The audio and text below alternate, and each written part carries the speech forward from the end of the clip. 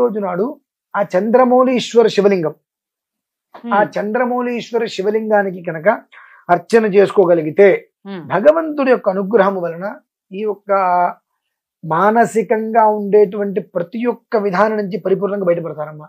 మనస్సు ప్రశాంతంగా ఉంటే మనంతటి అందమైన జీవితం ఇంకెవరికి ఉంటుంది?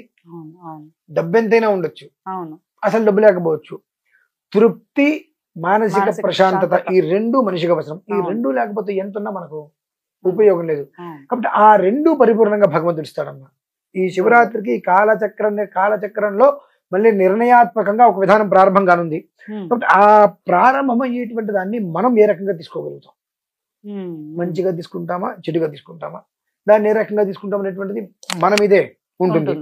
అలానే ఇప్పుడు మనం కూడా ఒక 11,000 కుటుంబాలకి చంద్రమౌళీశ్వర శివలింగాన్ని అందించాలని చెప్పి సుమారుగా గత కొన్ని రోజులుగా అందరికి అందజేస్తున్నాం. ఈశ్వరానుగ్రహం వల్ల ఒక 900 మందికి ఇప్పటికి మనం 900 మందికి చంద్రమౌళీశ్వర శివలింగం, అవి అంత తేలిగ్గా దొరకవు, నీటితో తయారవుతుంది. మాది నార్మల్ గా అయితే స్టోన్ వస్తుంది కదా, అలా వస్తుంటాయి. ఈ చంద్రమౌళీశ్వర స్ఫటిక శివలింగం అనేటువంటిది -డిగ్రీస్ లో నీరు మీద నీరు పడి రాయి అయిపోతుంది. అది మనం డీప్ ఫ్రిడ్జ్ లో నీళ్లు పెడితే గడ్డగడుతుంది కదా, అలా మైనస్ లోకి వెళ్ళిపోయి కంప్లీట్ గా. ఇక మనం అయితే అక్కడికి వెళ్తే శ్వాస కూడా చచ్చిపోతాం, మనం గడ్డగట్టుకుపోతాం. మనం 2 నిమిషాలు అక్కడ ఉంటే మన ఒళ్ళంతా ఇట్లా అంతటి మైనస్ లో ఆ నీటి లోపల అవి రాళ్ళు వస్తాయి. వాటిని ఆ రాయి తీసుకొస్తారు, నీరు రాయిలాగా అయిపోతుంది. దాన్ని తీసుకొచ్చి దాని నుంచి తయారు చేస్తారు. జన్మలో కరగదు. చంద్రమౌళీశ్వర శివలింగం అనేటువంటిది ఆ నీటితో తయారు చేసేటువంటి దాన్ని చంద్రమౌళీశ్వర శివలింగం అంటారు.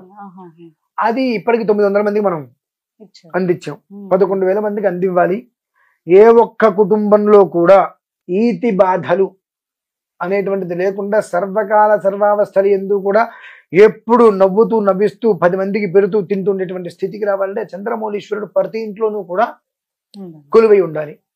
అటువంటి చంద్రమౌళీశ్వరుడిని ప్రతి ఒక్క ఇంటికి అందించాలి. కనీసం 11,000 మందికి అందించాలని చెప్పి సంకల్పం చేసి 900 మందికి అందించాం.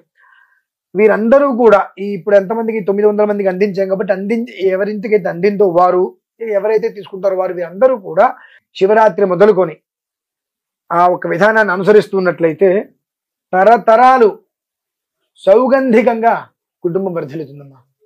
కాబట్టి ఈ శివరాత్రి దానికి మళ్ళీ కాలచక్రంలో పునః తన జీవితాన్ని తను శుభ్రంగా నిర్మించుకోవడానికి మూల ప్రమాణం. కాబట్టి దాన్ని ఎవరు ఎలా తీసుకోగలుగుతారు, ఎవరు ఎలా ప్రారంభం చేసుకుంటారు అనేటువంటి దైవేచ్ఛ, అది విషయం.